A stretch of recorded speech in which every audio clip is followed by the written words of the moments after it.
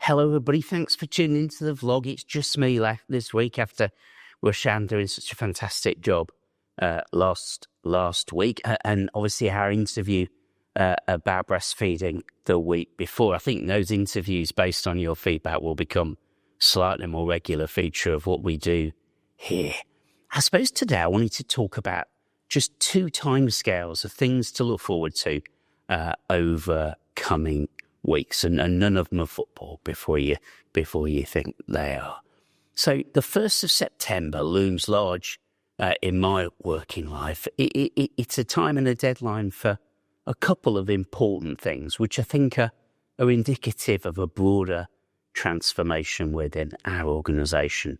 I popped out a note to everybody working in the organisation earlier in the week about a variety of areas of excellence where we are looking to reward and to acknowledge, and where, with your help, that is happening on a really large scale, whether that's 400 people receiving Distinguished Service Awards or the 500 colleagues who've been nominated for our annual awards. And thank you for everyone who went onto the portal and put in a nomination, as I did.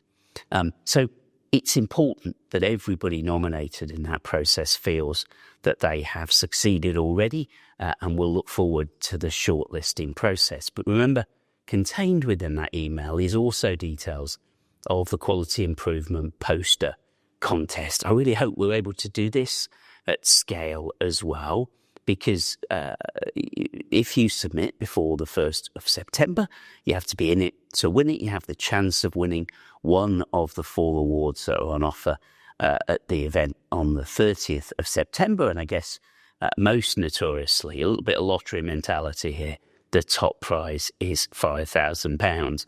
But what those posters are about, I guess, for me, is 2 things. One, they're about pride. They're about us being able to reflect on, acknowledge and learn from the things that we are doing. But secondly, they're about an organisation that, of course, tries to do things corporately and tries to make things consistently of high quality, but also celebrates innovation, disruption, trying things, and so on and so forth. So please do think about leaning in to that QI poster contest. If it's an innovation inside the finance function, an innovation in facilities, an innovation in clinical practice, all are welcome. But on the 1st of September, we also move over across all of our wards in all of our dash to our new visiting hours. And this too, I think, is an important and a significant step. It's really clear from patient feedback, from carer feedback, from your feedback, that we want our wards to be open spaces in which people's relationships are maintained, relationships that will help people to recover better, relationships that will sustain people when they have been discharged from our inpatient care. So it follows from that we need a single and a simple way of communicating people in our communities about what their rights are to visit their loved ones. And that's why clinical colleagues, patient representatives have settled on the pattern you can see on the screen of visiting hours. Now, I've been asked, well, if somebody wants to visit outside those hours, is that going to be okay? And that's a matter of discretion for people leading the environments of care that we have. But what's not a matter of discretion is that these will be our visiting hours across the organisation. We'll publicise them far and wide. And as I'm talking, I hope you see some quotes and some comments from colleagues who've been involved in thinking about that, illustrating why they think that this move is so important to us. So look out for that 1st of September. And while I'm talking about wards, one of the things we do within my team is ultimately to sign off on ward names. So after a pretty extensive competition consultation over in the Woodlands, the coming together of Glade Ward and Brambles Ward that we agreed to earlier in the year will be coming together in a ward called the Willows. And then later in the autumn, 1st of October and so on, we will open our rehabilitation high dependency unit, and that will be known as Phoenix. So important that we get this nomenclature right, and thank you to everybody who's working on our computer systems to make sure that those locations are correctly described. I said I was going to talk about a couple of dates. I mentioned the 1st September. So the other one, I guess, is slightly broader. It's October of this year. Not too far away now, is it? And that's the first deadline in our journey towards meeting the 4-week wait. You'll remember that from April 2026, we've committed to try and be the first organisation in the health service to have this important quality and safety measure. Rajan spoke to that last week, didn't she? October is the time at which the first cohort of services have committed that they will reach that measure and then sustain and support it thereafter. I just wanted to acknowledge the hard work, offer my thanks and the thanks of the board directors, and to be blunt, the thanks of patients that I talk to in our communities, not just for the shorter wait, but also for the confidence and certainty that is an important part of that promise.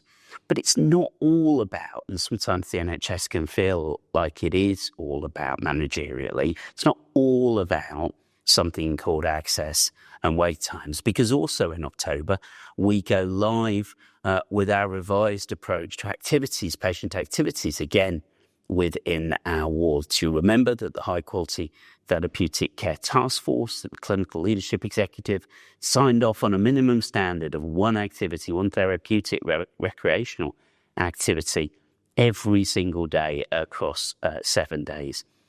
And it's a real privilege recently to look through the detailed work that's gone on to support that. A minimum of 40 suggested activities that have been put together with corporate support, and my thanks to colleagues John Marston and G. Graham in particular for their work on that. You'll notice, I hope, 2 things about that list, and both matter very much to the therapeutic benefit we're seeking to achieve when this goes live across the organisation in October.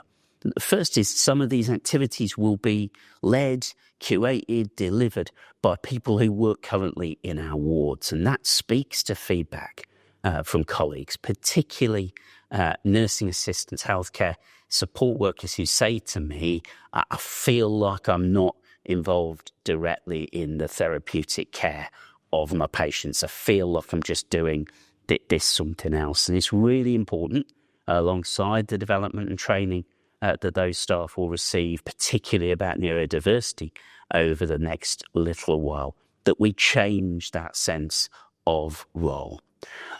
But the second thing you'll notice is that many of those activities will be supported by groups in our communities.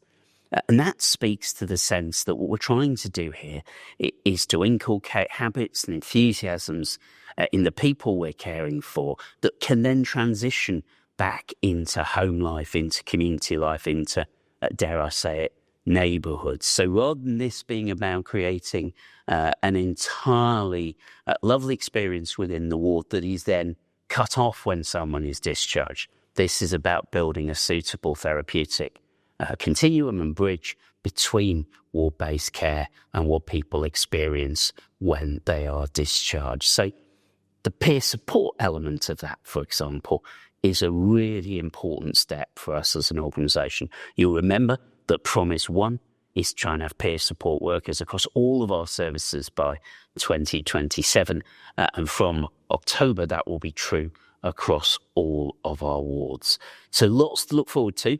Don't get too distracted by the £5,000 prize on the 1st September, but look out for those markers of improved patient experience that I've talked about.